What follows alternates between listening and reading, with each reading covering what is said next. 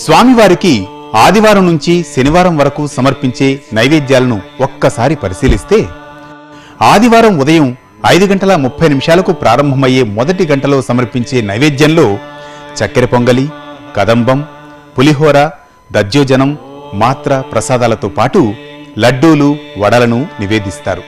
ఈ ప్రసాదాలను బేడి ఆంజనేయ స్వామివారితో పాటు ఆలయంలోని ఉపాలయాలకు పంపిస్తారు. ఇక ఉదయం 10 గంటలకు 2వ గంట నివేదనలో పెరుగన్నం, చక్కెర పొంగలి, పులిహోర, మిరియాల పొంగలి, సీర, శేఖరాబాద్ నైవేద్యంగా సమర్పిస్తారు.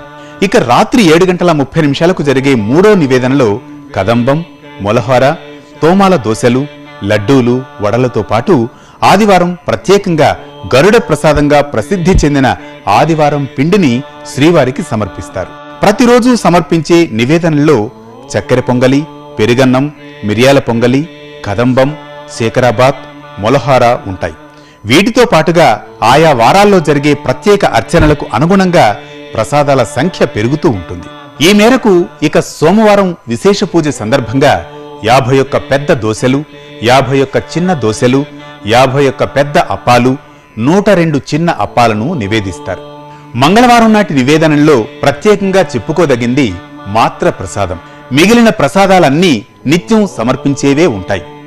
బుధవారం నాటి ప్రసాదాల్లో ప్రత్యేకంగా పాయసం, పెసరపప్పును సమర్పిస్తారు. గురువారం నాటి ప్రసాదాల్లో ప్రతి నిత్యం సమర్పించే వాటితో పాటుగా తిరుప్పావడ సేవను పురస్కరించుకుని జిలేబీ, మురుకు, పాయసాలను నివేదిస్తారు. శ్రీవారి అభిషేక సేవ జరిగే శుక్రవారం నాడు స్వామివారికి ప్రత్యేకంగా పోళీలు సమర్పిస్తారు.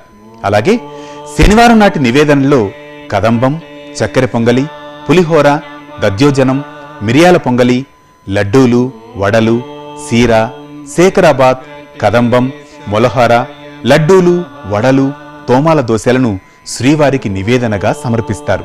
ముల్లోకాలను ఏలే జగన్నాథుడు శ్రీ వెంకటేశ్వర స్వామికి నివేదించే పదార్థాలు షడ్రసోపేతం. ఆ స్వామికి సమర్పించే ప్రసాదాలను స్వీకరించే భాగ్యం దక్కడం మనందరికీ మహద్భాగ్యం. ఓం నమో వెంకటేశాయ.